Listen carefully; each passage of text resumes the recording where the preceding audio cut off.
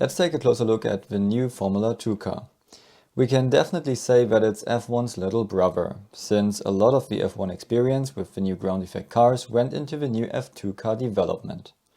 The objective was exactly the same as in F1, allow for closer racing. F1 did this successfully with a switch to ground effect cars, which is a bit misleading because previous cars had ground effect as well.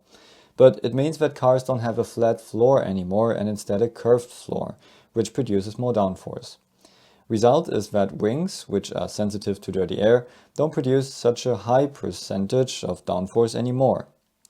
But the risk is that the floor produces so low pressure underneath the cars that floor edges are being bent down, sealing the floor even better, which results in even lower pressure, and at a certain point the cars are too low to the ground, so the airflow chokes and the car goes back up and the cycle starts again. That's what we know as bouncing in F1, and it was a huge surprise for everybody in 2022. Everyone except the people who witnessed the earlier ground effect era around 40 years earlier, because you cannot see this effect coming in CFD or wind tunnel. So while developing the new F2 car, F1 was working hard on fixing the bouncing issue. And so Dallara, responsible for the new F2 generation, worked close together with the FIA to avoid any of these issues. Because in F2, everyone had the same car, and if there is a problem, the whole grid has it. So for the new F2 generation, Dallara focused on a car with curved floor, which is producing decent downforce even at higher ground clearance, so it wouldn't be necessary to drive the cars very low, which would support the bouncing issue. So if we look at the car, we see a very long nose cone, which allows for an easier crash test. There's no Y250 vortex anymore since the front wing flaps connect to the nose. The flaps are easy to adjust and they have smooth and high end plates to avoid too much outwash. Because, just like in F1, they want to avoid outwash as much as possible, so the front rear wake will stay closer to the car's center line and will be pushed up at the back by the rear wing. That way the car behind will not drive in the wake but in cleaner air instead and hence loses less downforce. In other words, cars can follow each other more closely. The new car has a large floor inlet and no bargeboard area, just like F1, again to avoid outwash.